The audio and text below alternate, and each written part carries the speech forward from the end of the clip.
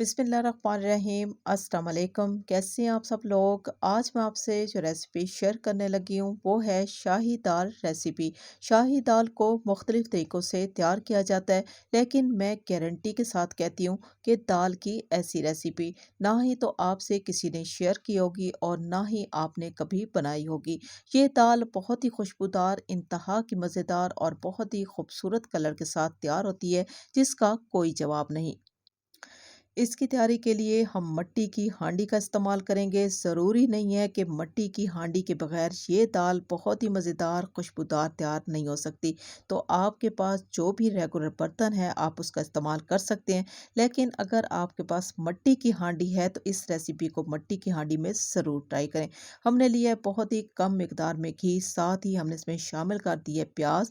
एक मीडियम सी हमने प्याज लिया है, जिसको जिस तरीके से मर्ज़ी है काट लें। प्याज के साथ ही हमने इसमें शामिल कर दिया है ढेर सारा बारीक कटा हुआ लहसुन। अब हमने प्याज और लहसुन को मिक्स कर देना है। मिक्स करने के बाद जी हम लगा देंगे ढक्कन। ढक्कन लगाने के बाद हमने प्याज और लहसुन को इतना फ्राई कर लेना है कि लहसुन का कलर ब्राउन हो जाए, लेकिन प्याज के कलर का ब्राउन होना लाजमी नहीं है। अभी आपको चेक करा देते हैं, खुशबू बहुत ही अच्छी सी आ रही है। प्याज जो है वो सॉफ्ट हो चुके हैं, लेकिन लहसुन जो है वो बहुत ही अच्छे तरीके से फ्राई हो गए हैं। अब लहसुन और प्याज में हम शामिल कर देंगे टमाटर। दो लाल वाले हमने टमाटर लिए हैं, छिलका रिमूव करने के बाद इनको बारीक काट लिया। अब प्याज, लहसुन और टमाटर को थोड़ी देर के लिए हम फ्राई करेंगे और फ्राई करने के बाद जी हम इसमें पिसे हुए सिर्फ दो मसालों का इस्तेमाल करेंगे। हम लेंगे जी एक चम्मच भर के लाल मिर्चों का पाउडर और आधा चम्मच हम लेंगे हल्दी पाउडर।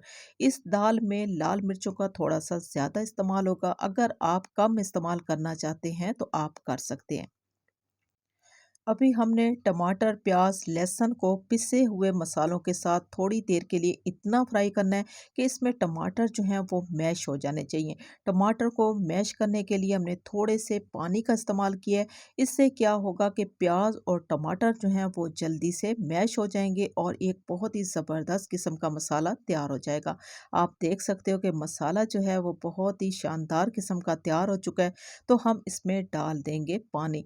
हम लेंगे ठीक 2 गिलास भर के पानी। एक पाव हमने दाल लिया है और इस दाल के लिए हमने ठीक 2 गिलास भर के पानी का इस्तेमाल करना है। अभी हम ढक्कन लगाएंगे और एक उबाल आने तक इस पानी को हम पकने देंगे। उबाल आना शुरू हो गया है तो इसी पानी में हम डाल देंगे 3 से 4 चुटकी भर के मीठा सोडा। मीठा सोडा शामिल करने के बाद हम चम्मच का इस्तेमाल करेंगे सिर्फ और सिर्फ 2 से 3 सेकंड के लिए, ताकि ये झाग जो है ऊपर से ख़त्म हो जाए। जो ही झाग ख़त्म हो जाएगी तो इसका मतलब है कि मीठा सोडा पानी में अच्छे तरीके से पक चुका है।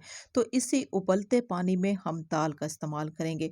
हमने लिए दाल, मूंग और मसूर एक पाव गर्म पानी में आधे घंटे के लिए भिगो के रख दी थी। इसके बाद हमने दाल को खुले पानी में इतना धोया है कि दाल में जितना भी सफ़ेद पानी था वो ख़त्म हो जाए।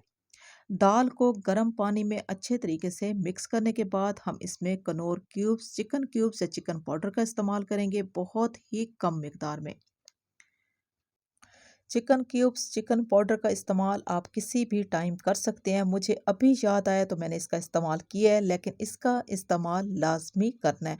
अब हम क्या करेंगे, बहुत ही अच्छे तरीके से हम इस शोरबे में दाल को मिक्स कर देंगे। यकीन माने ये शोरबा इंतहाई खुशबूदार और इंतहाई मज़ेदार किस्म का है। अब हम ढक्कन लगाएंगे। एक उबाल आने के बाद हम फ्लेम को स्लो कर देंगे। बस इस तरीके का जब उबाल आना शुरू हो जाएगा हम दोबारा से ढक्कन लगाएंगे। दम वाली आंच पे हमने दाल के पानी को खुश्क कर लेना है। साबुत हरी मिर्चों का इस्तेमाल करेंगे और अभी हम इसमें डाल देंगे वो मसाला जो कि इस दाल में जान डाल देगा। इस दाल को चार चांद लगाने के लिए हमने लिया साबुत सूखा धनिया 1 चम्मच, साबुत ज़ीरा 1 चम्मच, 3 से 4 चुटकी हमने अजवाइन ली है और इन तमाम मसालों को हमने एक दरदरा सा कूट लिया है। हस्बे ज़रूरत हमने नमक का इस्तेमाल किया है और नमक के इस्तेमाल के साथ ही हम इस तरीके का चम्मच लेंगे। आपके पास अगर इस तरीके का चम्मच है तो बेस्ट बेस्ट है, नहीं तो आप कोई भी चम्मच लेके दाल को आपने अच्छे तरीके से घोट लेना है। इतना घोटना है कि दाल जो है पतली हो जाए, जिस तरह घोटे वाली दाल होती है, इस तरीके से इसका कलर होना चाहिए। अभी आपको चेक करा देते हैं, यकीन माने इतनी ज़बरदस्त खुशबू आ रही है और कलर आप देख लें। इतने खूबसूरत कलर के साथ ये दाल कितनी लज़ीज़ हो सकती है। ये तो जब आप इस रेसिपी को ट्राई करेंगे तो आप कहेंगे कि वाह! क्या दाल तैयार हुई है। अब हम इसमें डाल देंगे ढेर सारा बारीक कटा हुआ हरा धनिया। धनिया शामिल करने के बाद बहुत ही हल्के हाथ से हम चम्मच के साथ तमाम धनिया को दाल में मिक्स कर देंगे। बहुत ही खुशबूदार और बहुत ही मज़ेदार शाही दाल तड़के के लिए तैयार हो चुकी है। तड़का तो जिस तरीके से आप मर्ज़ी है लगा सकते हैं, लेकिन इस दाल के लिए अगर आप मेरे तरीके से तड़का लगाएँगे, तो यकीन माने आप याद रखेंगे कि तड़का इस तरीके से भी लगाया जाता है। अब हम क्या करेंगे, दाल तो मुकम्मल तौर पे तैयार हो चुकी है, फ्राई पैन लेंगे और इसमें हम डाल देंगे ज़रूरत के हिसाब से घी, कम और ज़्यादा ले सकते हैं।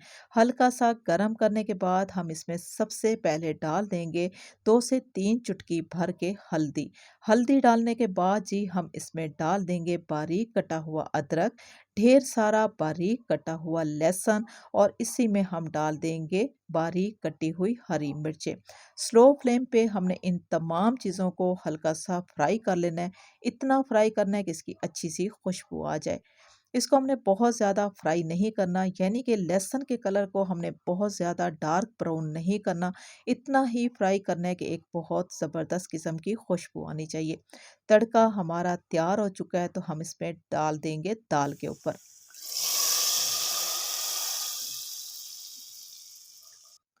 पिसे हुए गरम मसाले का हम लाज़मी इस्तेमाल करेंगे, लेकिन उस वक़्त करेंगे जिस वक़्त हम इस दाल को डिश आउट करेंगे। शाही दाल की एक यूनिक रेसिपी मैंने आपसे शेयर की है, बहुत ही आसान तरीके से। आपको ये रेसिपी और मेरे बनाने का तरीका कैसा लगा? अच्छा लगा हो तो मेरी आपसे रिक्वेस्ट है कि आप मेरे चैनल को सब्सक्राइब कर लें, मेरी वीडियो को लाइक और शेयर ज़रूर कर दें। इसी के साथ ही मैं आपसे इजाज़त चाहूँगी। अल्लाह हाफ़िज़।